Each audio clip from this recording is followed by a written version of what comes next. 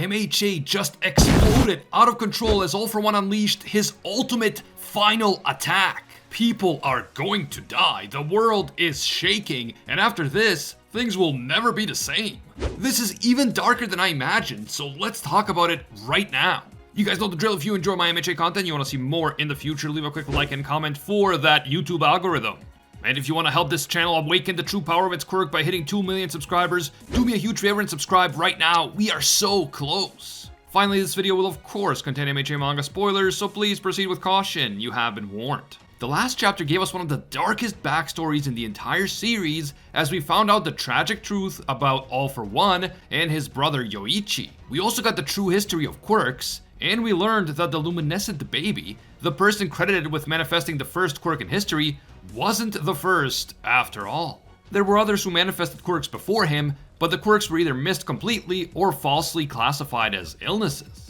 All For One himself had a quirk over a year before the luminescent baby was even born, and he was so peeved with the baby getting all the credit and gaining millions of supporters because of it that he killed him and stole the quirk. Now, the younger brother Yoichi wanted to believe that All For One had a good side to him and that he could be redeemed, but it was hopeless. All For One decided that he would become a demon lord, someone whom everyone fears and reveres, and who sees the entire world as his own private property. Eventually, Yoichi decided to fight against his brother's tyranny, and when he got the chance to leave with Kudo and the other members of the resistance, he did. However, at some point All For One murdered his younger brother because he decided that if Yoichi wouldn't be his property, then he wouldn't get to exist at all. All For One destroyed his brother's body, and only Yoichi's hand remained intact. The latest chapter continues this dark backstory, but then it relates it all back to the present, and it leads up to All For One using his ultimate world-crushing attack. The activation of every single one of his quirk factors at the same time, which creates a grotesque monstrosity that threatens to destroy everything, including All For One himself.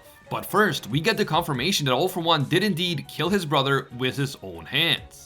All For One was the one who gave his brother his name, Yoichi, written with the kanji for give and one. The name symbolizes the fact that Yoichi was All For One's first possession, and when Yoichi tried to run away from his brother and join the resistance, All For One decided to kill him rather than allow him to break free of All For One's control. Yoichi's death seems to have occurred only about 2 months after he ran away from All For One with the help of the second and third One For All user. We see a scene in the sewers where Yoichi is killed by All For One while dozens of other members of the resistance, including the second and third user, are trying to get away from the villain. All For One hated the second user Kudo because he felt that Kudo had stolen his property by convincing his brother to abandon him. All For One's naturally empty and unreflective eyes locked onto Kudo, and he remembered that defiant look in Kudo's eyes forever. We then see All For One sitting inside a massive penthouse on top of a large building and managing his vast criminal empire. Honestly, I'm glad we got a glimpse of All For One back when he was at the top of the food chain, because this is exactly how I imagined him. Like a superpowered mixture between a mob boss and a business tycoon. We see All For One holding Yoichi's hand, the only part of his brother's body that survived his attack. The hand has been preserved in the same way that the hands of Tomura Shigaraki's family would be preserved later. And actually, that got me thinking. When All For One kills Yoichi, it kinda looks like he is decaying his brother's body. The decay doesn't spread to the other rebels because they are running through a wet sewer, and decay only spreads through solid surfaces. But I think this might be it. This might be the final proof we need to confirm the theory that All For One possessed the quirk Decay, and that he secretly gave it to little Tenko Shimura back when Tenko was 5 years old.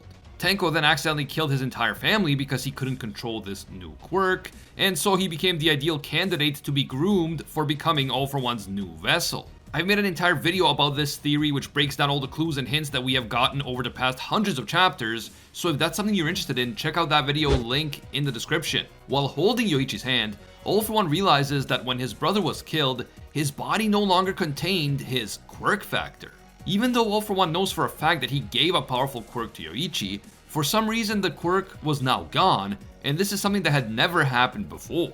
This is the moment when All For One first realizes that Yoichi did have a quirk all along, it was just a very weak one. All For One theorizes that Yoichi's quirk might have been weak because he stole the vast majority of nutrients from his twin brother while still in the womb, which may have stunted not only Yoichi's physical growth, but also the growth of his quirk factor. Ultimately, All For One realizes that his brother had the ability to transfer his quirk to someone else, and once his original quirk combined with the stockpiling quirk that All For One had given him, Yoichi willingly transferred the new quirk, One For All, to the second user, Kudo. This is then confirmed after the third user, whose name is apparently Bruce, runs some tests on Kudo. The tests indicate that the second user now has 2 quirk factors, his original one and the second small one that he received from Yoichi. This tells us that upon first being transferred to the second user, One For All was still extremely weak, and it only grew stronger much later as it stockpiled more and more power over the course of 9 generations. Kudo took this to mean that Yoichi's will still lives inside of him,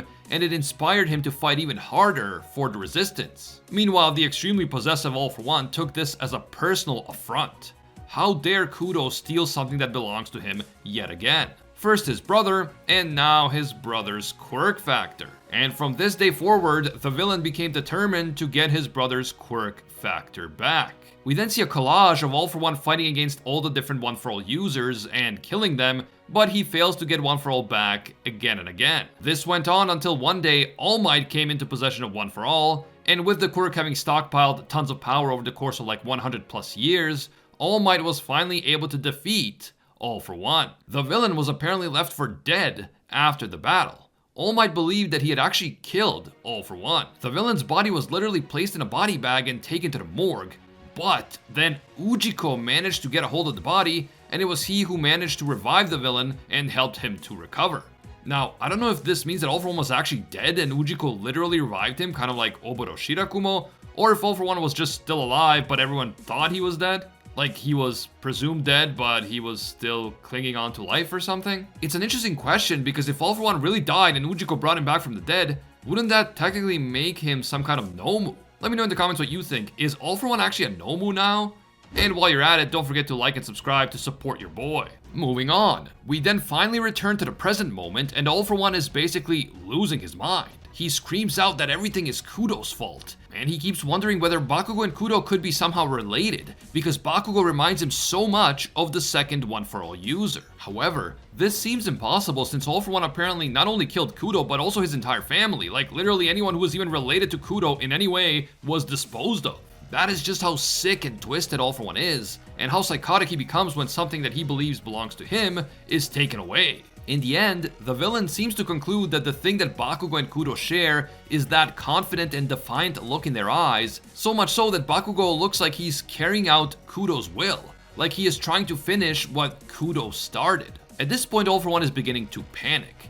Not only is he traumatized by Kudo's will seemingly returning in the form of Bakugo, but he can also feel that if he continues to fight, he is going to become too young and he won't be able to accomplish his mission. Shigaraki is already fighting back, so he needs to save some of his strength in order to force Shigaraki to become his vessel. All For One kept thinking that he has to hold back against Bakugo and save some of his energy for the transfer of his quirk factor into Shigaraki. But now he suddenly changes his mind. Instead of conserving energy, he will concentrate all of his remaining energy into one final move. It is a move that will destroy Bakugo and blast All For One right to Shigaraki's location all in one shot. And so the villain activates his ultimate move.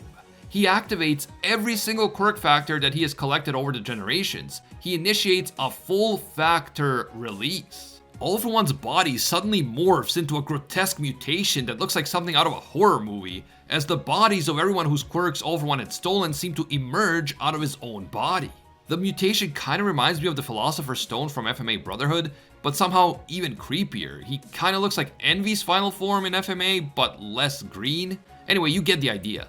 The villain's decision to unleash all the quirk factors at once initiates some kind of massive explosion that begins to annihilate entire city blocks within a matter of seconds. A horrified All Might screams at Bakugo to dodge, but despite this immense show of force by All For One, Bakugo isn't scared at all. He actually smirks, calls the villain stupid, and assures him that he is definitely going to lose. Man, Bakugo is seriously a Chad for this, because I'm creeped out just looking at All For One's attack as a black and white manga panel. And Bakugo's over there facing down the whole thing directly, and he isn't even fazed by it. This is it for All For One. This is his make or break moment. Either he succeeds with this final attack and takes over Shigaraki's body, or he is reduced to a sniveling baby and he is defeated once and for all. My money is on him being defeated and then Shigaraki becoming the final villain on his own, but let me know if you agree or disagree down in the comments. What happens next? Will Bakugo and Deku survive All For One's attack? Will Shigaraki finally have to fight his own master? Is All For One about to be wearing a literal diaper? Oh, and what if I told you that Shigaraki was actually born quirkless, and Decay was secretly given to him by All For One in order to get him to accidentally kill his family and become All For One's vessel? Oh, what's that? I already did say that earlier in the video. Well, now you can watch my full video on this theory that looks like it's about to be confirmed. Link on screen and in the description. If you enjoyed this MHA video and you want to see more in the future, leave a like to let me know. And if you want to help this channel awaken the full power of its quirk by hitting 2 million subscribers, do me a huge favor and subscribe right now. We are so close.